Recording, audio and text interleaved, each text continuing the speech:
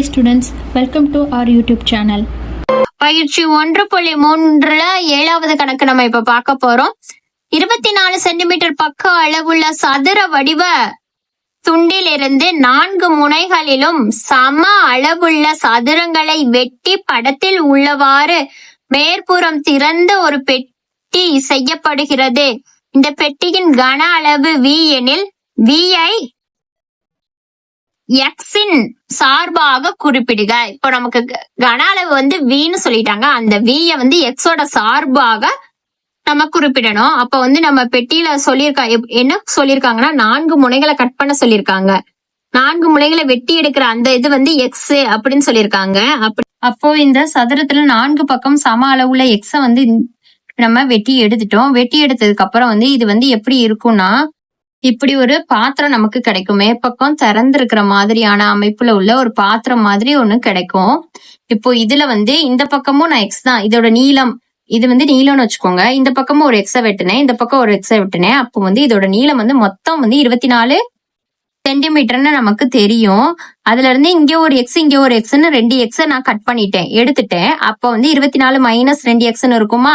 அதே மாதிரி அகலம்னு பாத்தீங்கன்னா இங்க 24 சென்டிமீட்டர்னு நமக்கு தெரியும். இங்க ஒரு எக்ஸ அகலத்துல கட் பண்ணேன், இங்க ஒரு எக்ஸ நான் கட் பண்ணிட்டேன். அப்ப 24 மைனஸ் 2 எக்ஸா அகலமும் கண்டுபிடிச்சாச்சு. இதோட இந்த பாத்திரத்தோட உயரம் என்னவா இருக்கும்னா, இப்ப நம்ம எதை கட் பண்ணி எடுத்தோமோ அதோட உயரம் அளவுக்கு இருக்குமா. இப்ப இங்க இருந்து எக்ஸ வந்து கட் பண்ணி எடுத்தோம், இந்த எட்ஜ் வரைய எக்ஸ் அப்படின்றத கட் பண்ணி எடுத்தோம். அப்போ இதோட உயரம் வந்து என்னவா இருக்கும்னா எக்ஸா இருக்குமா.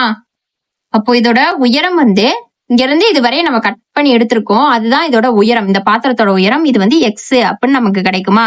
அப்போ நீளம் ஈக்குவல் டு 24 மைனஸ் 2 எக்ஸ், அகலம் ஈக்குவல் டு 24 மைனஸ் 2 எக்ஸ், உயரம் h is equal to x.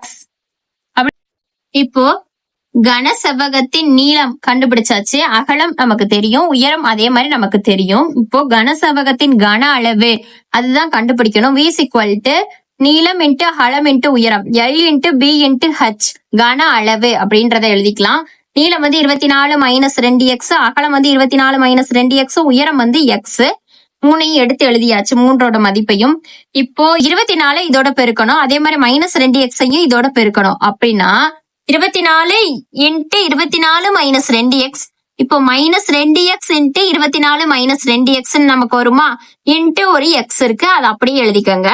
இப்போ இதை வந்து உள்ள கொடுத்து பெருக்கும் போது 24 இன்ட்டு 24 576 பெருக்கும் போது 24 இன்ட்டு மைனஸ் 2 எக்ஸ்னா மைனஸ் பெருக்கலை பொறுத்து இங்க பிளஸ் அடையாளம் இருக்கு, இங்க மைனஸ் அடையாளம் இருக்கு.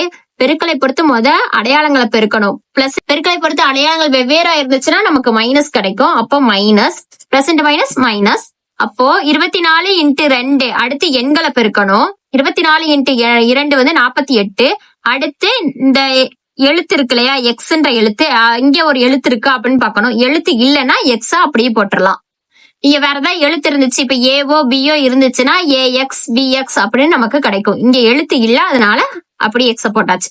அதே மாதிரி மைனஸ் 2 எக்ஸை இதுக்குள்ள பெருக்கணும்னா அடையாளங்களை பெருக்கணும். மைனஸ் அப்படின்னு இருக்கா, இங்க அடையாளம் பிளஸ்ன்னு இருக்கு. அடையாளங்களை பெருக்கும் போது மைனஸ் இன்ட்டு பிளஸ் அடையாளங்கள் வெவ்வேறா இருக்கு, அதனால நமக்கு மைனஸ் கிடைக்கும்.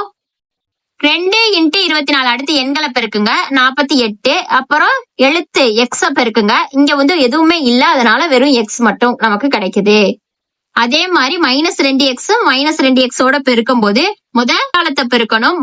மைனஸ் இன்ட்டு மைனஸ் பிளஸ், ஒரே பெருக்கலை பொறுத்து ஒரே அடையாளமா இருந்தா அதுக்கு நம்ம பிளஸ் தான் கிடைக்கும். மைனஸ் மைனஸ் கிடைச்சாலும் பிளஸ் தான், பிளஸ் பிளஸ்ன்னு ஒரே அடையாளமா இருந்தாலும் அதுவும் பிளஸ் தான்.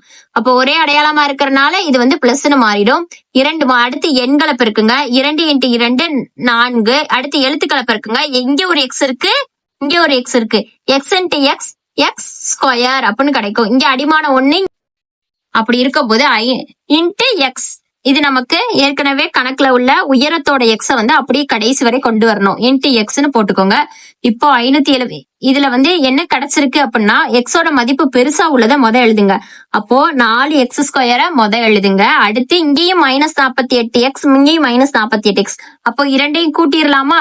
வந்து அடையாளம் வந்து ஒண்ணு போல இருக்கு. மைனஸ் அடையாளம் ஒண்ணு போல இருக்கிறதுனால மைனஸ் அடையாளத்தை போட்டு இரண்டையும் கூட்டணும். இப்போ பிளஸ் அடையாளம் ஒண்ணு போல இருந்துச்சுன்னா பிளஸ் அடையாளத்தை போட்டு இரண்டையும் கூட்டணும்.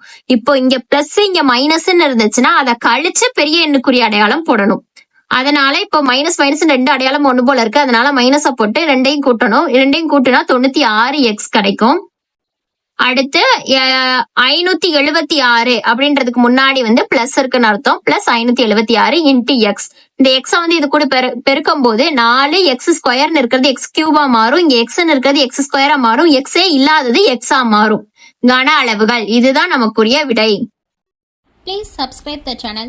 Thank you, students.